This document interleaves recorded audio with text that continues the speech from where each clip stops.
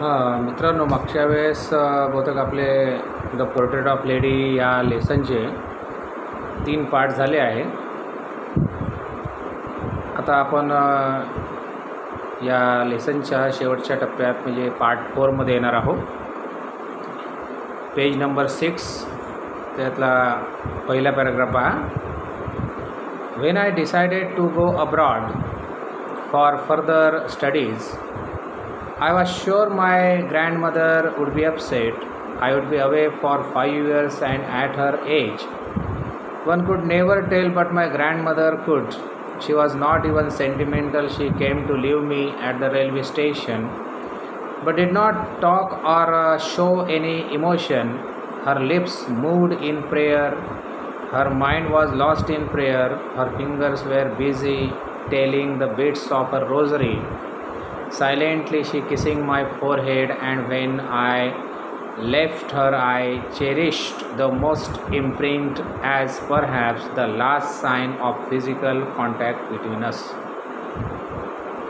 मित्रांनो, खुशवंत सिंग हे पुढच्या अभ्यासाला अब्रॉड म्हणजे विदेशात गेले. विदेशात जाताना आजीसुद्धा त्यांना भेटायला रेल्वे स्टेशनवर आली. आता आजीचं वय पाहता, तिची तब्येत पाहता लेखकाला हा विश्वास फारच कमी वाटत होता की परत आल्यावर तो आजीला जिवंत पाहिल अथवा नाही. Okay, but that was not so. After 5 years I came back home and was met by her at the station. 5 वर्षानंतर लेखक परत आला आणि परत आल्यानंतर पाहत होतो काय तर आजीमध्ये कोणताही बदल झालेला नव्हता. ती एकाही दिवसाने एकाही क्षणाने म्हातारी झालेली नव्हती. ती जशी होती 5 वर्षापूर्वी तशीच लेखकाला 5 वर्षानंतरही दिसली.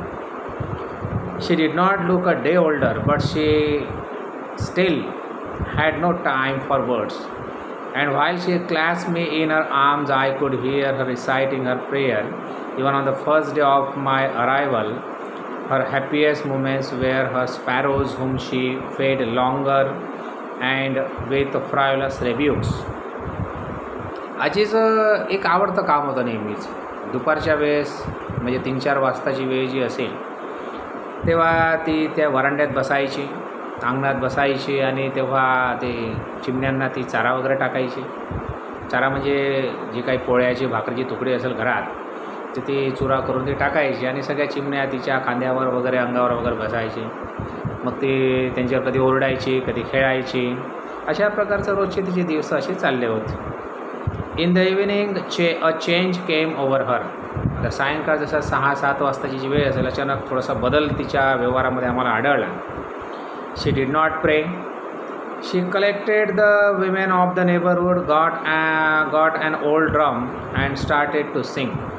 मग तिने काय केलं की शेजारपाजारच्या ज्या काही तिच्या वयाच्या म्हाताऱ्या बाया होत्या त्या सगळ्या जमा केल्या तिने आणि जे काही तिच्याकडे जो जुनावाला ढोलक वगैरे होता ते आता तिने वाजवायला सुरुवात केली आणि गायला सुरुवात केलेली. For several hours she thumped the sagging skins of the dilapidate drum and sang of the homecoming of warriors. We had to persuade her to stop to avoid overstraining. ती खूप जोरजोरात गात होती, पूर्ण जोशमध्ये गात होती. आम्हाला असं वाटलं की ती एवढ्या जोरजोरात गात आहे, तिला आता अटॅक येईल किंवा काही येईल किंवा तिच्या हृदयाची गती थांबेल असं आम्हाला वाटलं. आम्ही तिला म्हटलं की तू जास्त स्ट्रेन नको घेऊ, तू जास्त एकदम टेन्शन घेऊन काही करायचं नाही.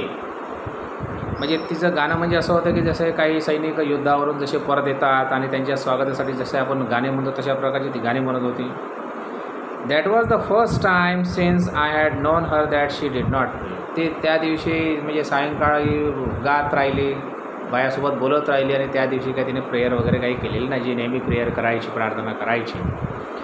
The next morning she was taken ill. दुसऱ्या सकाळी काय पाहतो तर ती आजारी पडली. It was a mild fever and the doctor told us that it would go. Doctor आले, डॉक्टरांनी चेक केलं आणि सांगितलं आहे की हा साधारणचा ताप आहे बा, व्हायरल ताप ज्याला म्हणतो आपण, आणि तो थोड्या वेळात जाईल. But my grandmother thought differently. परंतु माझ्या आजीच्या मनामध्ये काही वेगळेच विचार चालू होते. She told us that her end was near. तिने आम्हाला सांगितलं की आता तिचा अंत अगदी जवळ आलेला आहे. She said that since only a few hours before the close of the last chapter of her life she had omitted to pray. आता जेव्हा तिला माहीत झालं की आता जीवनाचा एक शेवटचा क्षण आलेला आहे, जीवन आता संपत आहे, तेव्हा तिने आता परत काय केलं तर प्रार्थना करायला सुरुवात केलेली आहे. She was not going to waste any more time talking to us. आणि तिला जेवढा वेळ मिळते ती आमच्यासोबत बोलत राहिली. We protested. आम्ही तिला सांगितलं की तू जास्त बोलू नको. But she ignore our protest. परंतु तिने आमचं काही ऐकलं नाही, आमचा विरोध तिने ऐकला नाही. She lay peacefully in a bed praying and telling her beads. Even before we could suspect her lips stop moving and the rosary fell from her lifeless finger.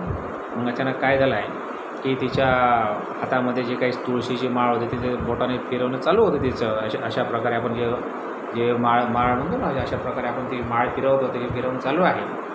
आणि अचानक काय झालं आहे की ती मरण पावली. आणि मरण पावल्यानंतर काय झालं की तिच्या हातातली जी काही तुळशीची माळ आहे ती गळून पडली तिच्या हातातून.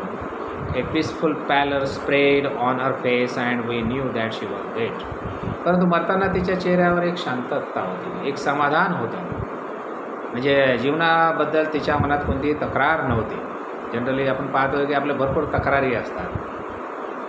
We lifted off her bed and as is a customary laid her on the ground and covered her with a red shroud. After a few hours of the morning, we left her alone to make arrangement for her funeral. मग तशी ती मरण पावली तर आम्ही तिला बेडवर ठेवलं. नंतर मग काय करतो तर जमिनीवर ठेवलं. नंतर तिला जे काही आहे तिच्या जे काही शवावर किंवा जे काही आपण डेड बॉडी म्हणतो ना आपण, ते डेड बॉडी आम्ही कपड्याने झाकले. मग आता काही थोडंसं मग आता रडभूक वगैरे सुरू झालेली आहे. कोणीही असो, म्हातारा असो, माणूस असो, काही असो, 100 वर्षाचा असो की तो 25 वर्षाचा असो, एखादी व्यक्ती मेल्यानंतर आपल्याला नॅचरली मरण म्हणजे रड येते मरणावर. तर मग आता ते आमचं रड गाणं वगैरे सुरू झालेलं आहे. मग थोड्या वेळानं मग काय झालं तर आम्ही तिच्या अंतिम यात्रेची तयारी केली. अंतिम यात्रेला इंग्लिशमध्ये फ्युनरल म्हणतात, शब्द आहे लक्षात घ्यायचा. इंग्रजी आपल्याला यासाठी कळत नाही कारण आपल्याला त्या शब्दाचा अर्थ कळत नाही. In the evening we went to her room with a crude stretcher to take her to cremated. The sun was setting and had lit her room and veranda with a blaze of golden light. मग आता सायंकाळची वेळ होती, सूर्य डुबत आहे आणि मावळत्या सूर्याचा प्रकाश थोडासा तेज असतो. मग तिच्या रूममध्ये आम्ही थोडासा प्रकाश केला, लाईट लावले, घरातले सगळे लाईट लावले. We stop halfway in the courtyard. मग आता जसे आम्ही तिची डेड बॉडी उचलणार, आम्ही थांबलो थोडा वेळ तिथे. All over the verandah and in her room right up to where she lay dead and stiff wrapped in the red shroud. Thousands of sparrows sat scattered on the floor. मग आम्ही तिची dead body तिथे जमिनीवर ठेवली, वरांड्यात ठेवली. तर पाहतो तर काय, ते ज्या चिमण्यांना ती चारा टाकत होते नेहमी, त्या सगळ्या चिमण्या त्या ठिकाणी जमल्या, त्या चिवचिव करायला लागलेल्या आहे. There was no chirping. जसं आता जेव्हा ती चारा टाकायची, भाकरीचे तुकडे टाकायचे, तेव्हा हे चिमण्या चिरचिर करायचे, चूचू करायचे. परंतु आज त्या चिमण्यांनासुद्धा कळून चुकलं होतं की त्यांची जी काही मालकीन आहे, त्यांची जी काही केअरटेकर आहे, काळजी वाहक आहे, ती मरण पावलेली आहे.